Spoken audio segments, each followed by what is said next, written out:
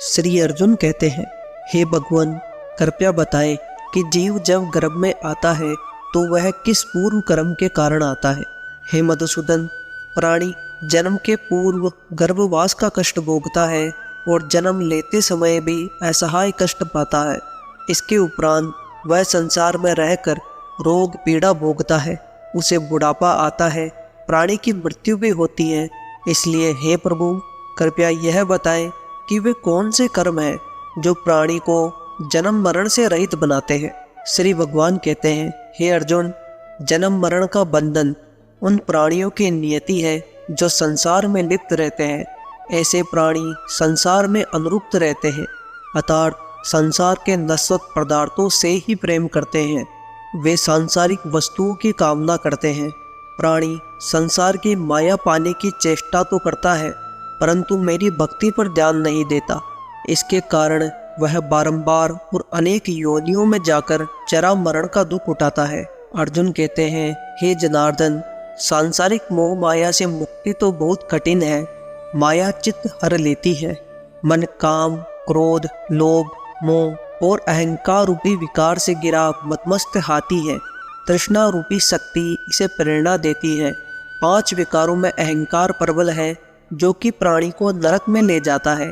हे ऋषिकेश, इस मदमस्त हाथी को कैसे वश में किया जाए? मन को भक्ति में लगाने हेतु क्या क्या उपाय करना उचित है?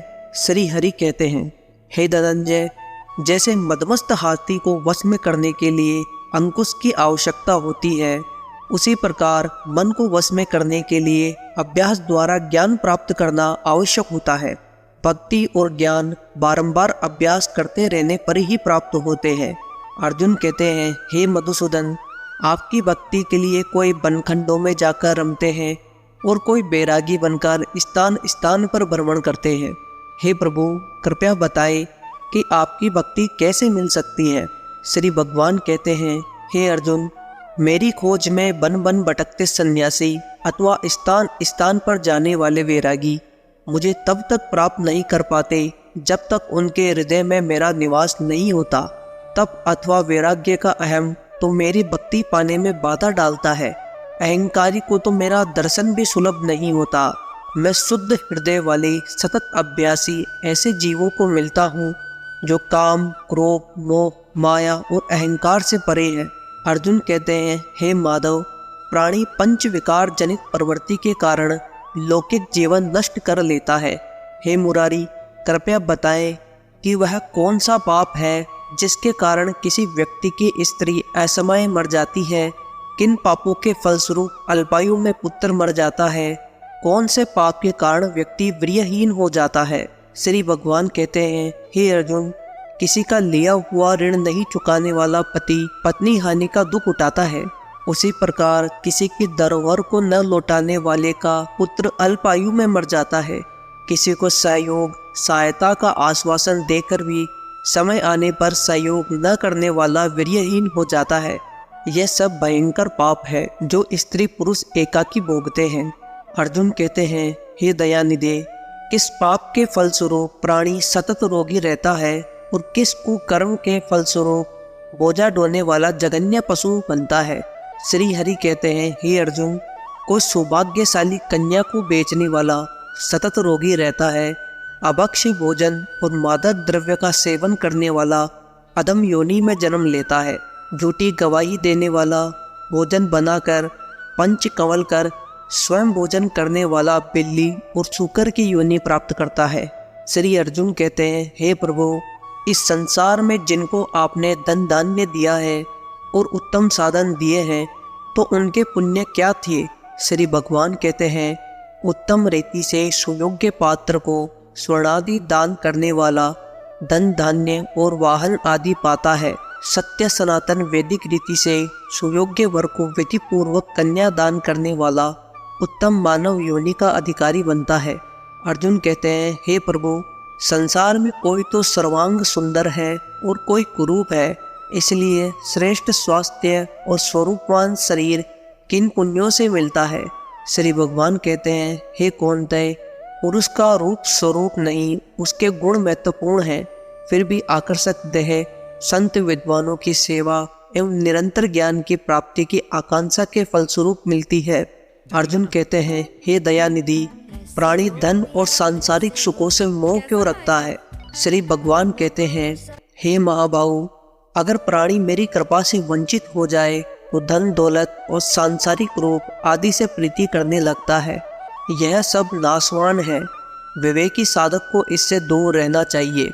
जो व्यक्ति सांसारिक मोह माया से मुक्त हो काशी, हरिद्वार, अवंतिका, अयोध्या आदि पवित्र स्थलों के दर्शन और मेरी निष्काम भक्ति करता है, वह राजा जैसी संपन्नता और ज्ञान प्राप्त करता है।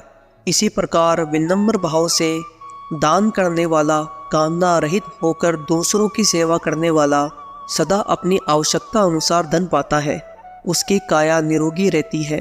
अर्जुन कहते हैं, हे प्रभु, प्राणी में रक्त विकार, खंड वायु, अंधा और पंगुता का क्या कारण है? कृपया बताने की कृपा करें।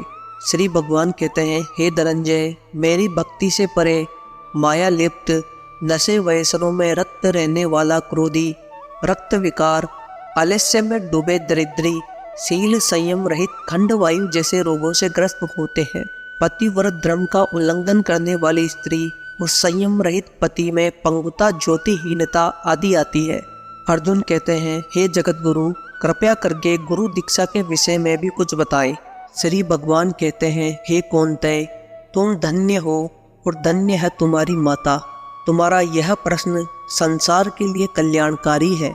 हे पार्थ, संयमी और इंद्रियों को वश में करने वाला कोई सिद्ध पुरुष जो ईश भक्ति और परोपकार में लगा हो, गुरु रूप में धारण करना चाहिए। अपने गुरु के मार्गदर्शन में मेरी आराधना कर व्यक्ति गुरु कृपा से मेरी भक्ति पाता है। ऐसे गुरु से विमुख प्राणी सप्तग्राम को मारने वाला पाप भोगता है। उसका मुख देखना भी पाप है। जैसे मदिरा भांड से सटा गंगा जल अशुद्ध हो जाता है, ठीक उसी प्रकार गुरुद्रोही ग्रस्त साधक की साधना निष्फल रहती है। ऐसा व्यक्ति कोकर, शूकर, गर्दभ, काक आदि योनियों को पाता है। वह अजगर के समान आलस्य में डूबा तिरस्कार पाता है। अतः गुरु आज्ञा पालक साधनाशील व्यसन रहित जीवन व्यतीत करना चाहिए। हे धनंजय, गुरु दीक्षा बिना साधक का उद्धार नहीं होता। मेरी भक्ति की इच्छा करने वालों को गुरु धारण करना उत्तम होता है। जैसे नदियों में गंगा, व्रतों में एकादशी और जीवों में मनुष्य तन श्रेष्ठ है, ठीक उसी प्रकार साधक की सिद्धियों में गुरु कृपा श्रेष्ठ है। गुरु सेवा का फल अश्वमेघ यज्ञ से भी अधिक होता है। हे अर्जुन, जो प्राणी तुम्हारे संवाद को पढ़ेंगे और सुनेंगे वे गर्भ के दुख से बचेंगे। वे नरक की 84 योजनियों के झंझट से यानी जन्म मरण से बचेंगे। इति श्री गर्भ गीता संपूर्ण। भगवान श्री कृष्ण के मुखारविंद से इस प्रसंग को अर्जुन ने बड़े ध्यान से सुना। इसी कारण इस पाठ का नाम गर्भ गीता है। इस प्रसंग को पढ़ने और सुनने से व्यक्ति को पुण्य का फल मिलता है तथा उस व्यक्ति पर सदैव भगवान श्री कृष्ण की कृपा बनी रहती है। श्री नंद नंदन भगवान श्री कृष्ण व अर्जुन के वार्तालाप से परिपूर्ण यह प्रसंग जनश्रुति और सामाजिक मान्यता के आधार पर लिखा गया है। सनातन के सिद्धांतों के अनुरूप होने के कारण धर्माचार्य इसके पाठ की आज्ञा देते हैं।